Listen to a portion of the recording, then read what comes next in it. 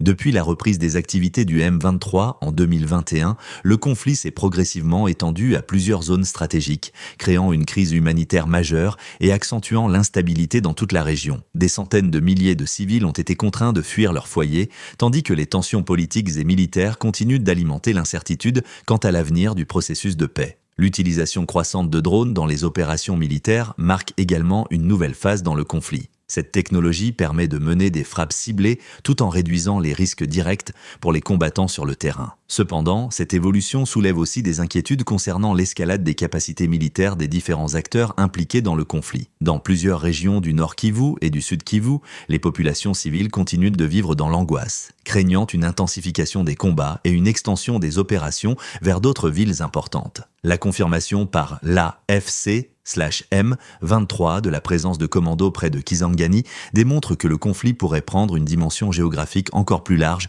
que celle observée ces dernières années. Pour de nombreux analystes, cette situation souligne l'urgence d'un dialogue politique durable afin d'éviter une aggravation du conflit qui affecte déjà profondément la stabilité de toute la région des Grands Lacs. En résumé, les déclarations de la coalition AFC/M23 concernant l'envoi de commandos dans la région de Kisangani et les attaques visant l'aéroport de Bangoka témoignent de l'évolution et de la complexité croissante du conflit dans l'est de la République démocratique du Congo. Alors que les tensions persistent entre les différentes forces en présence, la communauté internationale continue d'appeler à une solution diplomatique afin de mettre fin aux violences et de rétablir la stabilité dans la région. Nous continuerons à suivre de près toutes les évolutions de cette situation et à vous tenir informés avec des analyses détaillées et des informations vérifiées. Merci d'avoir suivi cette édition sur Kivu Connect Info. N'oubliez pas de vous abonner à la chaîne, d'activer la cloche de notification et de partager cette vidéo pour soutenir notre travail d'information.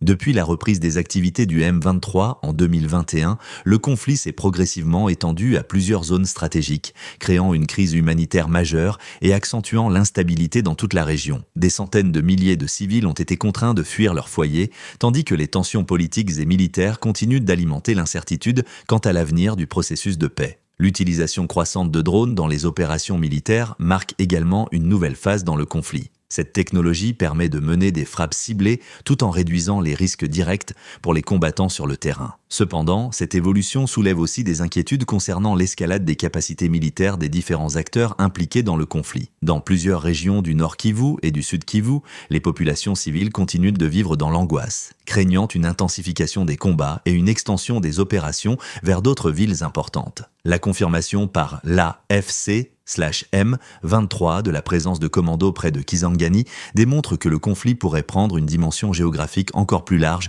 que celle observée ces dernières années. Pour de nombreux analystes, cette situation souligne l'urgence d'un dialogue politique durable afin d'éviter une aggravation du conflit qui affecte déjà profondément la stabilité de toute la région des Grands Lacs. En résumé, les déclarations de la coalition AFC/M23 concernant l'envoi de commandos dans la région de Kisangani et les attaques visant l'aéroport de Bangoka témoignent de l'évolution et de la complexité croissante du conflit dans l'est de la République démocratique du Congo. Alors que les tensions persistent entre les différentes forces en présence, la communauté internationale continue d'appeler à une solution diplomatique afin de mettre fin aux violences et de rétablir la stabilité dans la région. Nous continuerons à suivre de près toutes les évolutions de cette situation et à vous tenir informés avec des analyses détaillées et des informations vérifiées. Merci d'avoir suivi cette édition sur Kivu Connect Info. N'oubliez pas de vous abonner à la chaîne, d'activer la cloche de notification et de partager cette vidéo pour soutenir notre travail d'information.